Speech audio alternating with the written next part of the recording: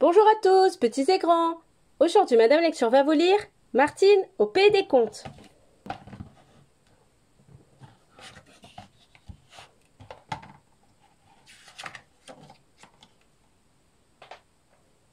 Et si nous allions nous promener propose Patapouf en sautant joyeusement sur le lit. À cette heure-ci? Mais il fait déjà nuit, et en plus il pleut, répond Martine qui a sommeil. Ne me dis pas que tu veux mettre les pattes dehors par ce temps. Qui te parle de sortir? Je te propose une balade à l'intérieur de ton livre plein d'histoires et de couleurs.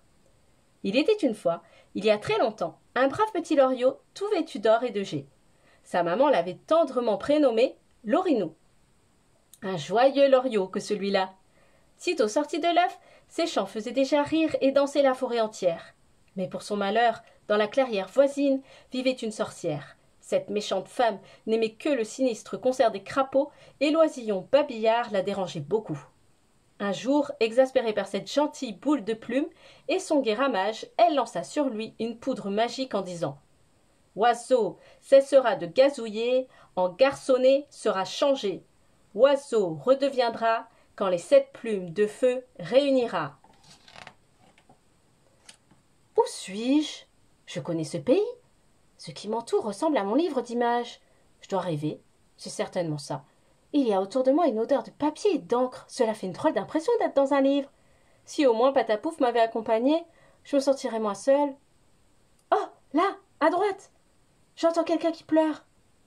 Ce petit garçon, je le reconnais. Vite, je saute sur l'autre page. 1, 2, 3 et hop! Petit garçon, petit oiseau, ne pleure plus. Qui es-tu? Je suis Martine, et je sais que ton nom à toi, c'est Lorinou. J'ai déjà lu ce livre qui raconte ton aventure. Je sais que tu recherches les plumes de feu qui mettront fin au sortilège. Acceptes-tu que nous les cherchions ensemble? À deux, ce sera bien plus facile. Tout en parlant, les enfants s'avancent vers une grande forêt très sombre. Pauvre Lorinou, dit Martine, tu es le héros d'une bien étrange histoire. Ceux qui l'ont écrite doivent être un peu fous. As-tu vu les drôles d'animaux de cette forêt? Qu'est-ce qu'ils ont de si étrange? Chez toi, ils sont différents? Demande Lorinou étonnée. Oui, chez moi, ils sont plus... Enfin, ils sont moins... Remarque, les animaux d'ici sont très bien aussi. Ah, regarde, des licornes! C'est la première fois que j'en vois pour de vrai. Quand je vais raconter ça à Patapouf... Patapouf? C'est qui? Demande Lorinou. C'est... une créature fabuleuse qui vit dans mon pays. Attention! Voici la première épreuve. Nous devons traverser le grand ravin en équilibre sur cet arbre. La première plume est là, sur la branche. Je me suis toujours demandé ce qu'il y avait tout en bas. C'est profond? S'inquiète Martine. Personne ne le sait. Le dessinateur n'y a rien dessiné. C'est encore bien plus inquiétant, dit Martine qui s'avance prudemment. Encore 3 pas, 2 pas. Ouf! Nous sommes passés. Chut! Sur cette page, il ne faut pas faire de bruit. Voici le repère du chat qui porte un chapeau. C'est le chapeauté. Un lointain cousin du chaboté. Il est grand comme une maison et il a un appétit à avaler tout vif au moins 10 enfants comme nous. Regarde, la deuxième plume est là. Il faut l'attraper sans faire teinter les grelots. Ne tombe pas. Brrr, dit Lorinou. Les chats, ça me hérisse toujours les plumes. Ici, il y a du bleu partout. Les arbres sont bleus, l'herbe est bleue, tout est bleu. Je me demande bien pourquoi. Les animaux sont bleus pour passer inaperçus car quelque part, tapis dans l'ombre, se cache le loup bleu.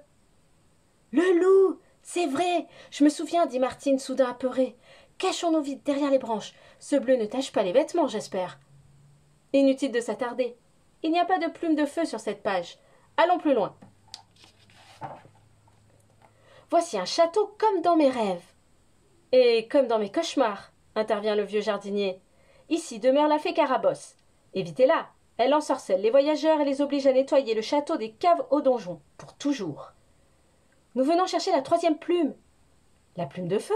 C'est impossible. Elle orne la coiffure de Carabosse, dit la princesse Aurore en pâlissant. Au lieu de vous la donner, elle peut vous changer en lézard ou en araignée. À moins que... Par cette fenêtre ouverte, je vais tenter de l'y amener en détournant son attention. Nous voilà sur la page de l'ogre à la clé d'or. Il a l'air d'un dangereux affamé, dit Martine. Garabouf? Dangereux? Oh non! je vais te confier un secret. Il fait semblant d'être méchant, mais en réalité, c'est mon copain.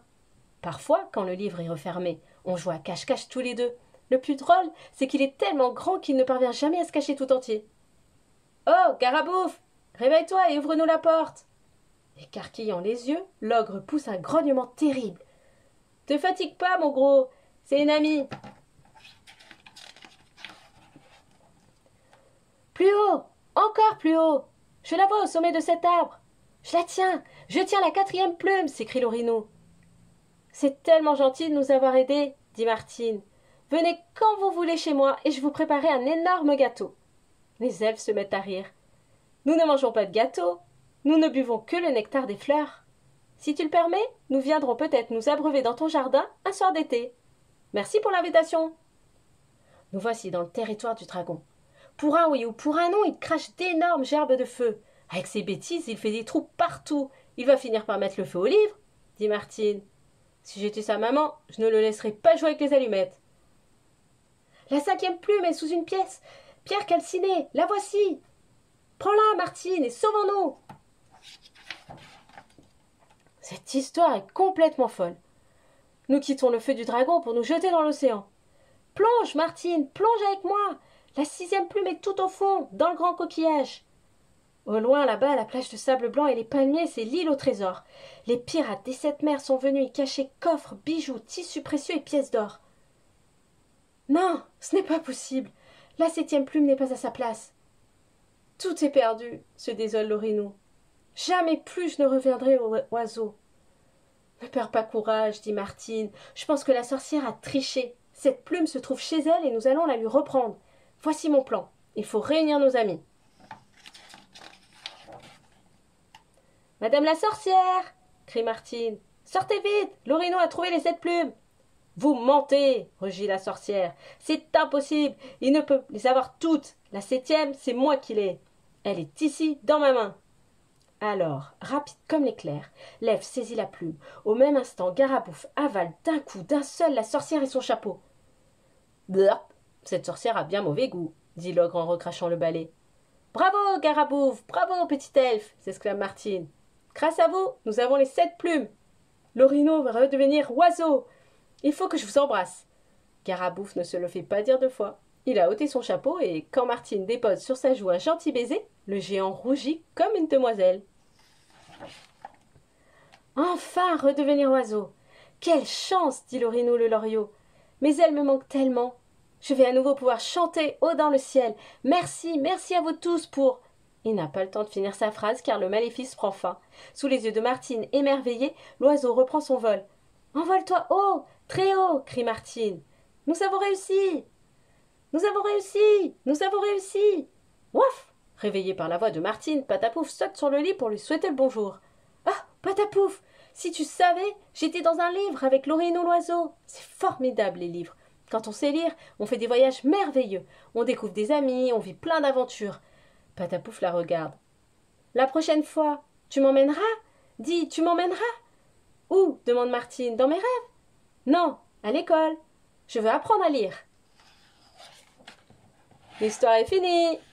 Et n'oubliez pas de vous abonner à ma chaîne pour ne louper aucune nouvelle histoire. À bientôt!